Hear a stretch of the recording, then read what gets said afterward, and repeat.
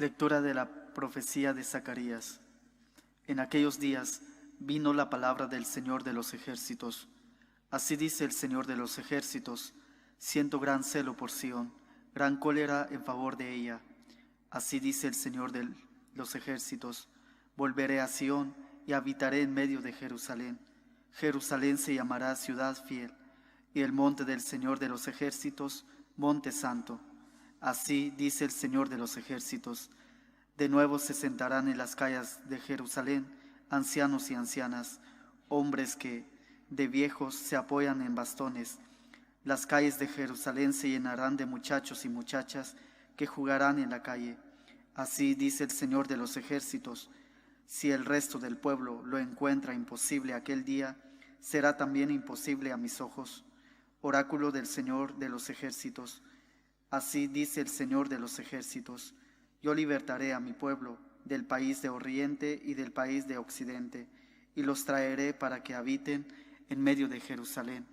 Ellos serán mi pueblo y yo seré su Dios, con verdad y con justicia. Palabra de Dios. Te alabamos, Señor. El Señor reconstruyó Sión y apareció en su gloria. El Señor reconstruyó Sión y apareció en su gloria. Los gentiles temerán tu nombre, los reyes del mundo tu gloria, cuando el Señor reconstruya Sión y aparezca en su gloria, y se vuelva a las súplicas de los indefensos y no desprecie sus peticiones. El Señor reconstruyó Sión y apareció en su gloria.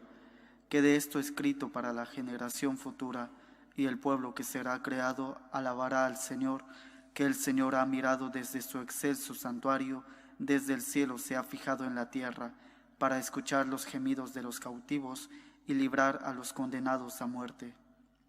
El Señor reconstruyó Sión y apareció en su gloria. Los hijos de tus siervos vivirán seguros, su linaje durará en tu presencia, para anunciar en Sión el nombre del Señor y su alabanza en Jerusalén, cuando se reúnan unánimes los pueblos y los reyes para dar culto al Señor. El Señor reconstruyó Sión y apareció en su gloria.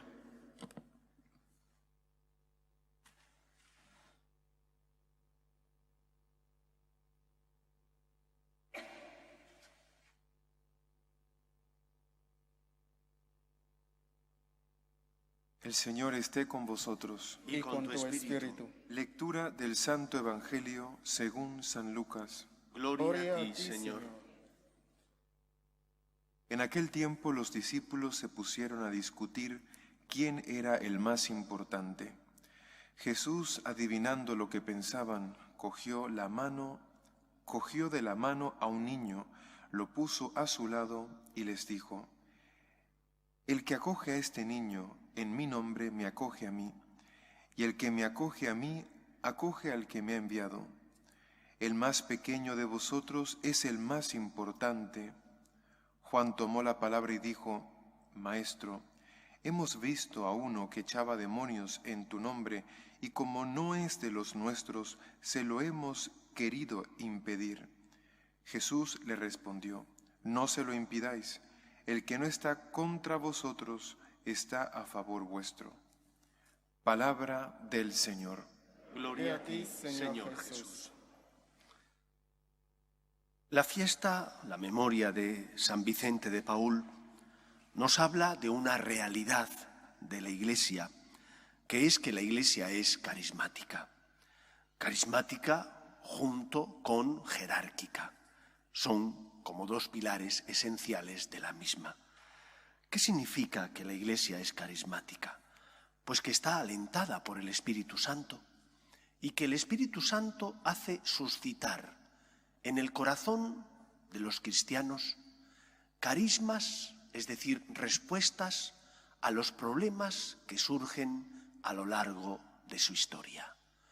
Por eso, con tanta frecuencia, celebramos la fiesta de distintos santos o santas fundadores que han recibido de Dios una llamada para responder y solucionar un problema concreto que ha surgido en la Iglesia y en la sociedad de su época. Esos carismas tienen que recibir el reconocimiento de la jerarquía.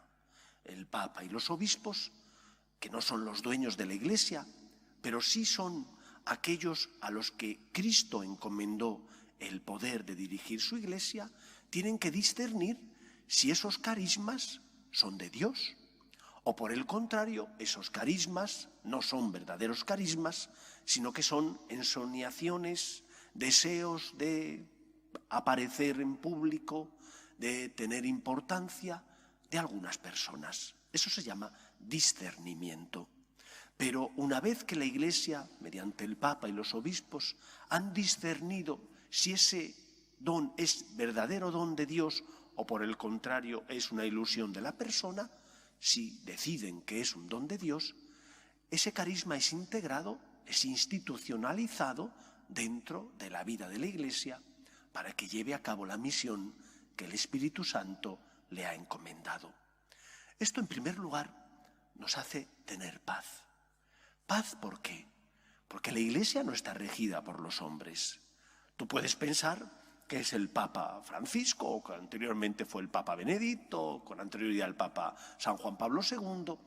Ellos son instrumentos. Pueden ser instrumentos buenos o malos, porque también cometen errores y por lo tanto pueden equivocarse. Pero es el Espíritu Santo el que alienta y dirige la Iglesia. Si fuera por el poder y la sabiduría de los hombres, ya habría sucumbido debido a los pecados de los seres humanos. Pero como es el Espíritu Santo el que la sustenta y sostiene, la Iglesia no ha sucumbido a pesar de sus 2000 y pico años de existencia. Es el Espíritu el que la alienta y hace que se susciten carismas dentro de ella para solucionar problemas concretos. En el caso de San Vicente de Paúl, él percibió dos grandes problemas en la Iglesia de su época. Por una parte, la poca o nula formación de los sacerdotes, y funda las misiones para educar, formar a esos sacerdotes que puedan transmitir verdaderamente la fe revelada. Y en segundo lugar, vio la necesidad de los que sufren no solo en el alma, sino también en el cuerpo. Y entonces, junto con Santa Luisa de Marillac, funda las Hijas de la Caridad. Él recibe de Dios una llamada y él, que ha visto la realidad, deja que el Señor guíe sus pasos. Y esa es la segunda enseñanza. Esta Iglesia nuestra, alentada y dirigida por el Espíritu Santo, también se sirve de aquellos que somos, como todos nosotros, piedras de la Iglesia. Y por lo tanto, San Vicente de Paúl no miró hacia otro lado, no dijo, ¡ay, qué complicación, que lo haga otro! Sintió la moción del Espíritu en su corazón que le pedía que lo hiciera y él amó involucrándose, entregándose, sacrificándose, porque normalmente la vida de los fundadores no es una vida apacible, es una vida difícil de entrega, de sacrificio.